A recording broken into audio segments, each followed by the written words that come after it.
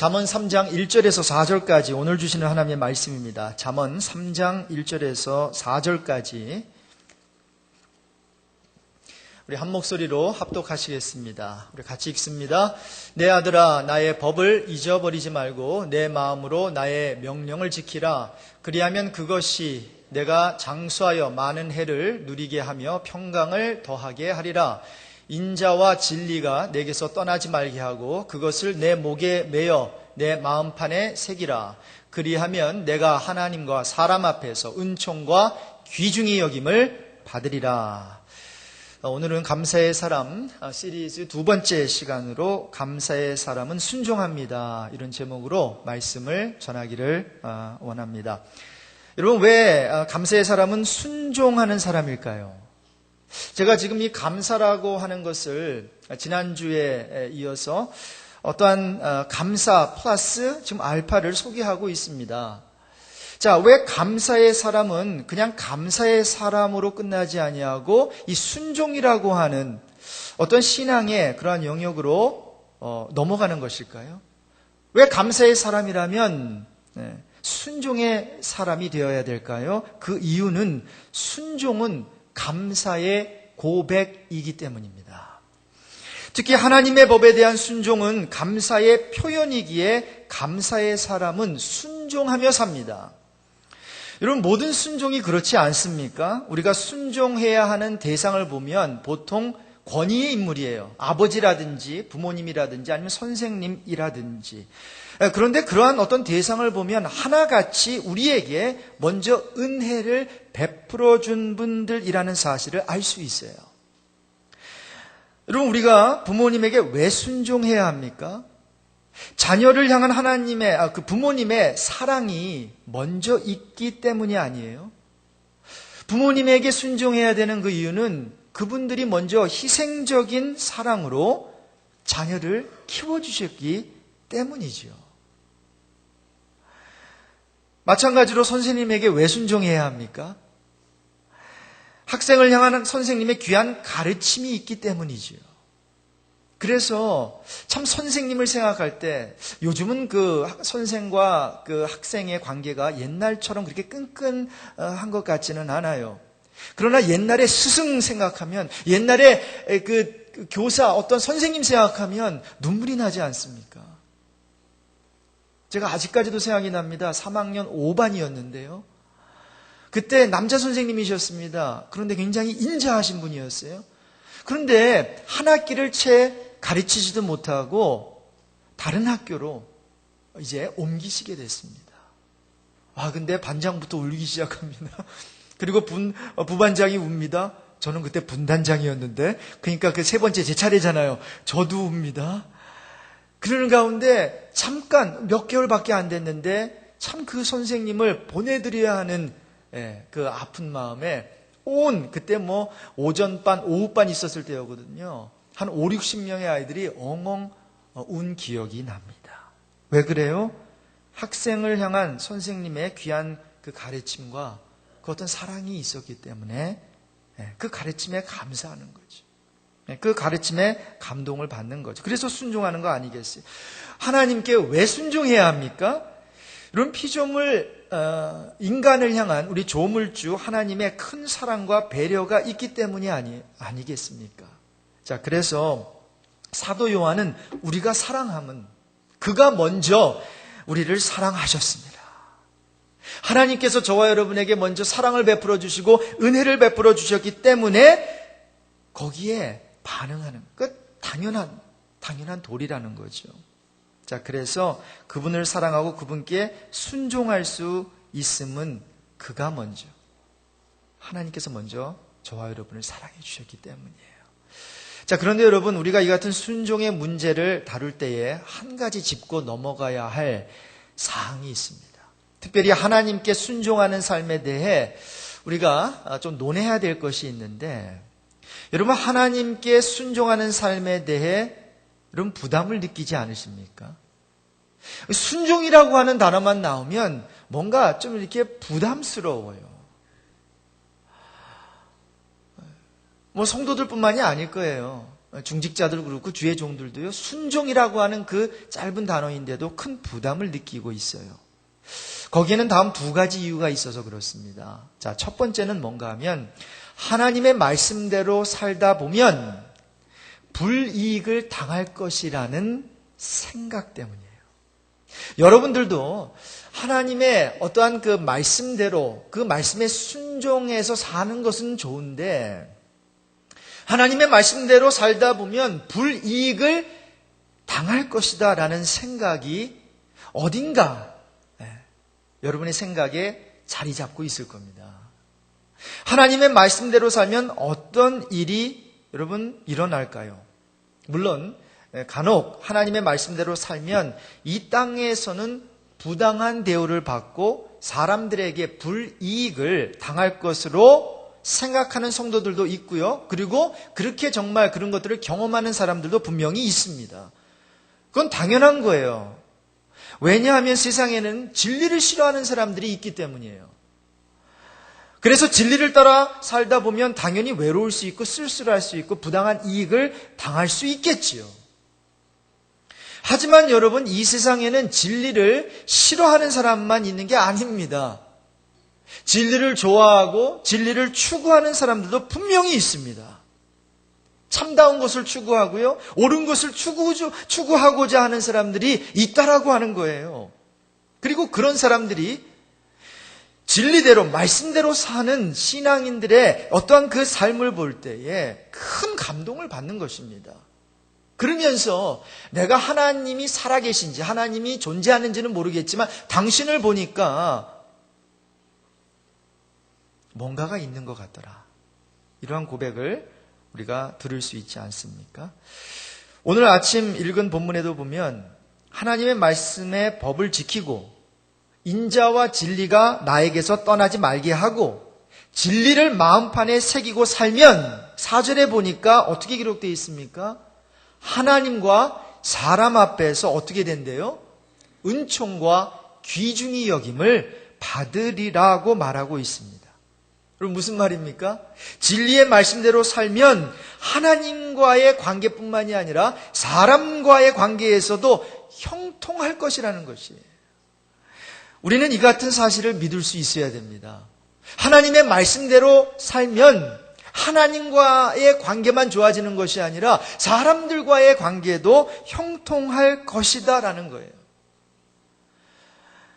그래서 신앙생활을 하면서 우리가 조심해야 하는 게 바로 이런 부분입니다. 자, 하나님을 믿어요. 잘 믿어요. 그리고 하나님의 편에 선다고 항상 세상의 미움과 멸시를 받는 게 아니라는 것입니다. 여러분, 다시 한번 말씀드립니다. 우리가 하나님 편에 서고 하나님을 잘 믿고 정말 신앙생활 열심히 한다고 해서 항상 하나님을 믿지 않는 사람들에게 미움과 멸시를 받는 게 아니라는 거예요. 물론 하나님의 편에 설 것인가 사람의 편에 설 것인가 양자택일을 해야 하는 순간이 분명히 있습니다. 여러분, 그런 경우에는 두말할 것 없이 누구 편에 서야 됩니까? 하나님 편에 서야 돼요. 마치 여호수아가 뭐라 그랬습니까? 이스라엘 백성들을 보니까 이거는 지금 어지중간하게 바알 편도 아니고 이방신의 편도 아니고 여호와 하나님의 편도 아니고 그저 중간 지점에 서가지고 이것도 못하고 저것도 못하고 그런 모습을 보면서 택하라는 거죠. take side 하라는 거죠. 오직 나와 내 집은 뭐예요? 여호와 하나님을 섬기겠다라고 그런 고백하지 않습니까? 사도행전에 나오는 사도들도 보면 복음으로 인해 어려움받고 감옥에 갇히면서도 다음과 같이 말하지 않았습니까? 사람보다 하나님께 순종하는 것이 마땅하니라. 여러분, 당연한 것입니다. 자, 그런데 우리가 알아야 하는 것은 하나님을 따르고 하나님의 뜻에 순종하는 것이 항상 매번 세상 사람들과 원수지는 일이라고 생각하면 곤란하다라고 하는 거예요. 이것은 성경 말씀을 제대로 이해하지 못하는 사람들의 생각입니다. 한쪽으로 치우친 잘못된 생각이고요. 오히려 종말적 상황 속에서만 신앙을 논하고자 하는 극단 종말론주의자들의 잘못된 생각이에요. 이런 많은 경우에 하나님의 말씀대로 살면 오히려 하나님께는 물론 사람들에게도 사랑받는 삶을 살 수가 있습니다. 많은 경우에는 그래요. 여러분, 누가는 예수님의 삶을 다음과 같이 묘사했어요. 누가복음 2장 52절에 예수는 지혜와 키가 자라가며 하나님과 사람에게 더 사랑스러워 가시더라. 여러분, 우리 예수님께서 핍박당하고 고난당한 것은 33년 내내 그렇게 받은 게 아닙니다. 결국 3년 공생의 생활을 하면서도 그것도 3년 중에서도 마지막 부분에 가서 그 마지막 부분에서도 고난주간이라고는 한 주간을 남겨놓고 그렇게 심한 핍박을 받은 것이지 그 전에는요 사람에게 인기가 굉장히 있었습니다. 굉장히 어트랙티브한 분이었습니다. 여인들만 따르는 게 아니라 아이들도 따랐습니다. 한 온 무리가 따랐다고요. 자, 그래서 올바른 신앙의 삶은 이같이 밸런스를 이루는 것입니다. 하나님께만 인정받는 것이 아니라 사람에게도 인정받고 말이죠. 바른 신앙은 신앙인의 존재를 더욱 사랑스럽게 만든다는 것입니다. 그래서 사도행전에 보면 하나님께서 사람들을 택하시고 또 초대교회가 일꾼들을 택할 때에 이렇게 밸런스 있는 사람을 이제 선출합니다. 바나바가 그런 사람이었습니다. 바나바는 성령과 믿음이 충만한 사람이었지만 그 전에 착한 사람이라고 누가는 사도행전 11장 24절에서 일부러 그렇게 믿음과 성령 이전에 착한 사람이라는 것을 어필시키고 있어요. 이에 큰 무리가 주께 더하여지더라. 바나바는 하나님께 인정받은 자뿐만 아니라 사람에게도 존경받는 자였다라는 거예요. 자, 그렇기 때문에 우리가 만일 사람들에게 인정도 못 받고 어떤 부당한 대접을 받는다고 생각한다면 무조건 신앙 때문이라고 섣불리 생각하기보다는 일단 우리 자신을 살펴보아야 해요.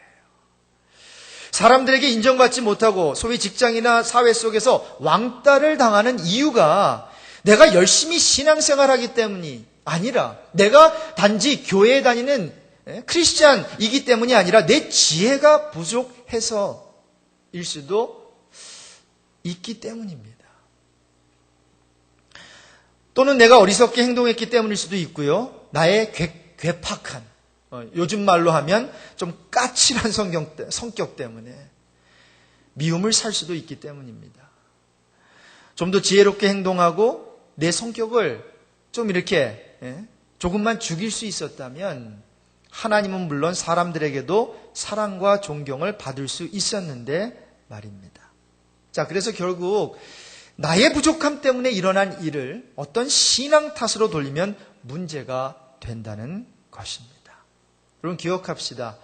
참다운 진리를 따라 살고 하나님의 말씀에 순종하다 하며 살면 절대로 외로워지거나 쓸쓸해지는 게 아닙니다. 물론 상황적으로 그렇게 될 수가 있어요. 그러나 많은 경우 하나님의 은혜를 입고 사람들에게도 존귀하게 된다는 것입니다. 여러분 이 사실을 믿으십니까? 자, 그런 면에서 하나님께 순종하며 사는 삶은 사랑받는 비결이라고 말씀드릴 수 있겠습니다.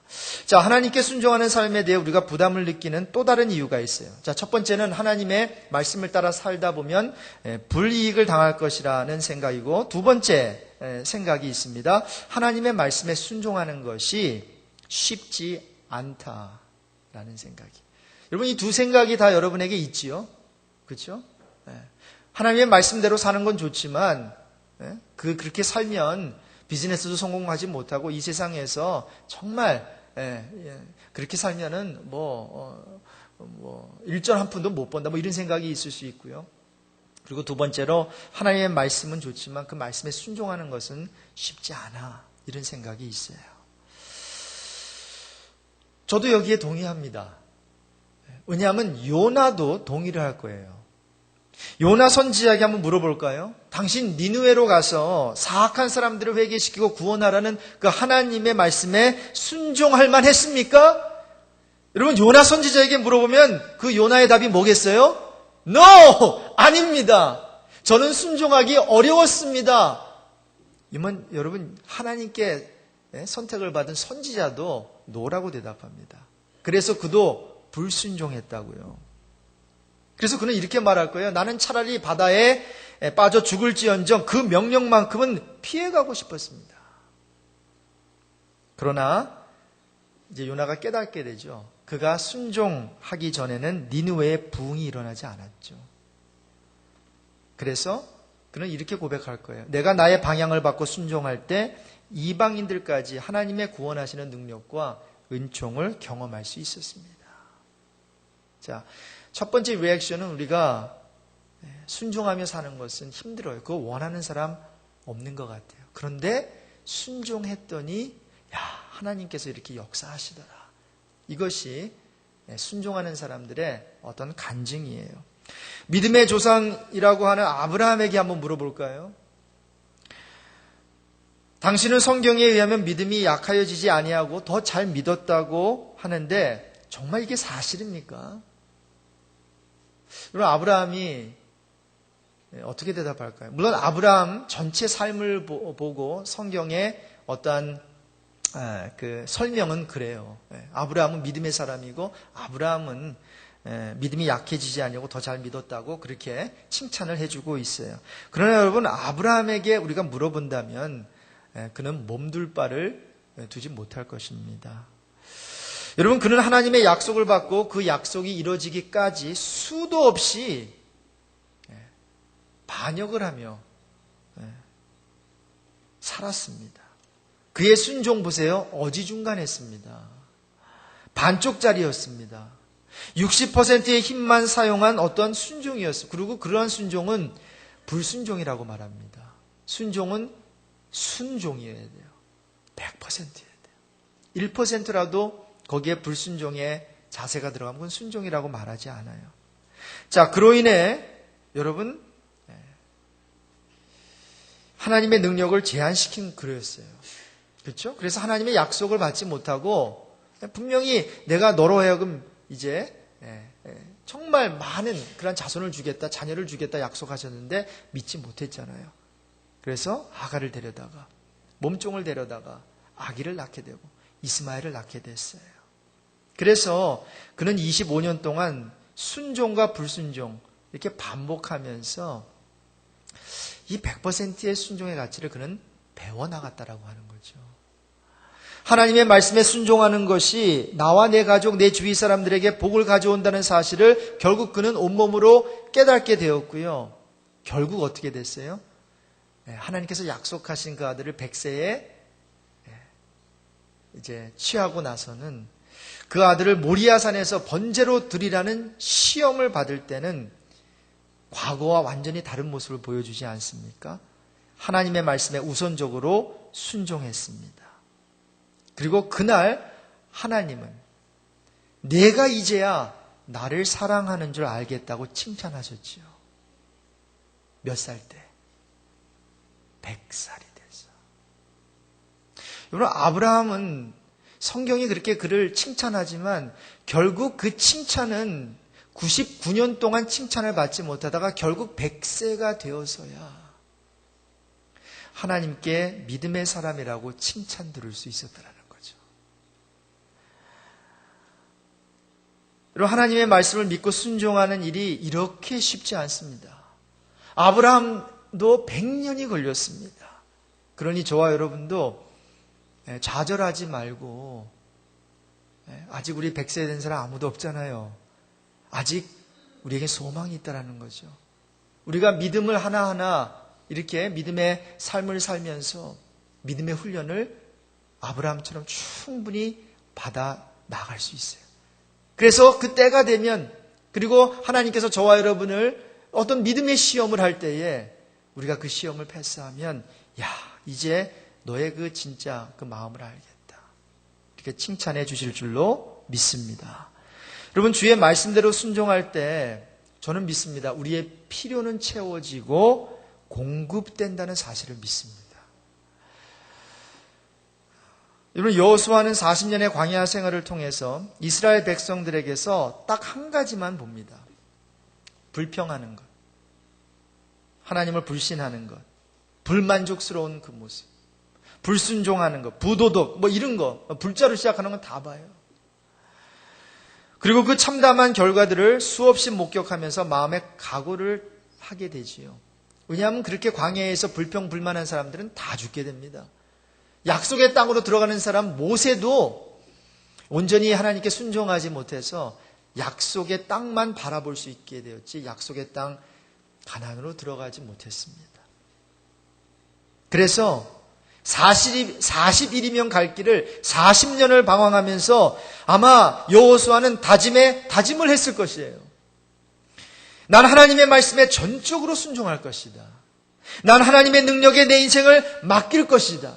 이제 여호수아와 이제 1세들은 다 죽고 그 후세대들이 이런 다짐을 하자 홍수로 물이 넘치는 요단강이 어떻게 됐습니까? 갈라지는 역사를 보게 되었습니다. 여러분 적군 앞에서 할례를 시행하라 그랬어요. 여러분 이제 할례를 시행하는 게 뭡니까? 이제 뭐 고기 뜯고 그 다음에 뭐 미꾸라지 그 국 끓여 먹고 해가지고 힘을 내가지고 이제 전쟁을 해야 되는데 할례를 행하래요. 여러분 남자들에게 할례를 행하면은 적어도 일주일 동안은 움직이지를 못합니다. 아파서. 그럼 전쟁도 못 치르는 거예요. 그런데 할례를 시행하라는 명령에도 꿈을 대지 않고 단호히 순종하는 모습을 볼 수가 있습니다. 그러자 어떻게 됐습니까? 여리고가 열리게 된 줄로 믿습니다. 여러분 이같이 주의 말씀대로 순종하면 열리는 인생이 됩니다. 삶이 풀리고요. 삶이 형통해집니다. 엘리야의 모습을 볼까요? 엘리야는 그래요. 엘리야도 순종을 배워나갔어요. 뭐 하루아침에 순종하는 사람이 된 것은 아니었죠. 자, 어느 정도 이제 순종의 어떠한 훈련을 받게 되자 하나님께서 엘리야를 사르밧에 보내실 때 그저 한 과부라고만 말씀하셨어요. 사르밧에 가면 한 과부를 만나게 될 것이다. 그리고 더 이상 구체적인 정보를 안 주셨어요. 아니 그 과부의 이름이라도 성이라도 주시지. 아니면 뭐 거기에 뭐 집이 한두 채였겠습니까? 그리고 주소는 없더라도 뭐 빨간색 집이라든가 아니면 파란색 집이라든가 뭔가 이렇게 구체적인 디렉션을 주셔야지. 또 과부가 한두 명이겠습니까? 여러분 한두 명 아니었어요. 그 당시에도 말도 안 되는 이유로 이렇게 남편으로부터 이혼당하는 그런 과부가 있었어요. 뭐 그때 내비게이션이 있었습니까? 그러나 엘리야는 하나님이 명하신 곳에 이르면 추가로 인도하실 것을 기대하며 순종한 것이죠. 그래서 갔더니 하나님께서 만나게 해주셨다는 거예요. 여기에 메시지가 있는 것 같아요. 저와 여러분은 삶의 어떠한 일정표를 구하지 않습니까? 만약 항해를 한다면 항해 일정표를 구하는데 하나님께서 우리에게 허락하시는 것은 딱 하나예요. 하나님께서 저와 여러분에게 허락하시는 것은 배의 선장입니다. 하나님께서는 어떤 일정표를 주시고 자 이제 오늘 내일 그리고 1년 후 이렇게 착착 될 거야 라고 하시는 것이 아니라 일단 배에 오르라는 거죠.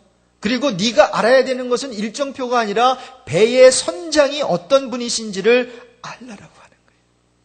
여러분 그런 면에서 인생의 목적이 무엇일까요? 우리의 자유를 찾는 데 있을까요? 어떤 인생의 목적이 내가 자유로워지는 것, 부유하게 되는 것, 뭐 행복하게 되는 것, 여러분 인생의 목적이 이런 것을 찾는 데 있지 않습니다. 인생의 목적은 우리의 주인을 찾는 데 있음을 믿습니다. 여러분 삶의 주인이 누구인가? 도대체 나를 만들어주신 분이 누구인가? 도대체 나를 이 땅에 보내주신 분이 누구인가? 그리고 그분이 내가 이 땅에 살면서 어떤 사람이 되기를 원하고 내가 죽으면 어디로 보낼 것인가? 여러분 여기에 대한 답이 있으십니까? 여러분 이 답은 이 세상이 줄 수 없는 답입니다. 교과서에서 찾아볼 수 없는 답입니다. 이 답은 우리를 만들어주신 창조주 그분의 책에서 발견해야 됩니다. 그리고 그 책을 가리켜서 성경이라고 합니다. 그리고 그 성경은 피조물인 우리를 창조하신 조물주 하나님이 계시다라고 말씀하시고, 그 하나님이 저와 여러분을 사랑하시되 이 세상에 하나밖에 없는 사람처럼 사랑하시며 너무나 사랑하셔서 독생자 예수 그리스도를 우리의 죄를 위해서 보내주셨다고 말씀하세요. 자, 그래서 저와 여러분은 이러한 모든 은혜를 베풀어 주신 하나님께 감사해서 뭐 하는 거라고요? 순종하는 것입니다. 많은 크리스찬들에게 읽혀지고 있는 책들을 저술한 맥스 루케이도 목사님이 계신데 다음과 같이 말합니다. 쉬고 싶은 생각이 들 때가 있다. 더 나은 기회를 생각하고 다음으로 미루고 싶을 때가 있다. 다른 사람의 눈치를 먼저 살필 때가 있다. 하지만 주의 말씀에 의지하여 즉시 순종하라. 피곤해도 순종하길 배워야 하고 몸이 천근 만근 무거워도 주의 말씀에 따르는 것이 우리의 빈 손과 빈 마음을 채우시는 하나님의 방법이다. 이미 오랫동안 한 일에 실증이 나고 열매가 없어도 이것저것 내 경험과 지식을 앞세워 따지지 않고 순종하는 곳에서 하나님은 기적을 베푸신다. 주의 말씀에 의지하여 즉시 순종하자. 여러분, 하나님께서 저와 여러분을 회복시키시고 신앙의 나태한 자리에서 다시 한번 돌이키시는 방법은 딱 한 가지라는 거죠. 순종. 순종할 때 하나님께서는 우리를 회복시켜 주신다라는 것입니다. 여러분, 누가 하나님의 말씀에 순종하는 것이 쉽다고 감히 말하겠습니까? 저도 절대 쉽다고 말하지 않겠습니다. 하지만 그래도 순종하십시다. 이것이 생명의 길이기 때문입니다. 하나님은 뭘 원하실까요? 하나님이 우리의 성공을 원하실까요? 아닙니다. 우리 자체를 원하십니다. 그는 우리가 무언가를 성취할 것을 요구하는 것이 아니라 오직 우리가 그분에게 순종할 것을 요구하십니다. 순종. 더도 말고 덜도 말고 순종. 성공도 원하는 것이 아니고 사실 이 어떤 면에서 열매도 원하시는 것이 아니라 우리 자체를 원하십니다. 그래서 뭐예요? 주님께서 말씀하십니다. 나에게 와서 붙어 있으라고. 열매를 가져오라고 말씀하시는 것이 아니라 내가 너를 원한다. 포도나무인 나에게 붙어 있어다오.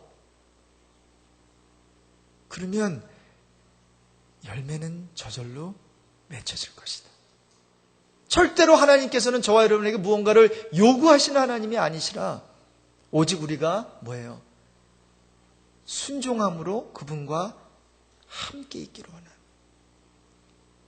권위와의 인물에서는 다른 게 필요한 것이 아니라 순종 외에는 없습니다. 순종만 해보십시오. 아버지와 아들의 관계에 금방 회복되고 선생과 학생의 스승과 제자의 관계에 금방 회복되고 성도와 목회자뿐만이 아니라 모든 어떠한 그러한 권위와의 인물, 우리와 하나님과의 관계에서도 마찬가지입니다. 다른 게 필요한 것이 아닙니다. 순종하는 자세가 필요한 것입니다.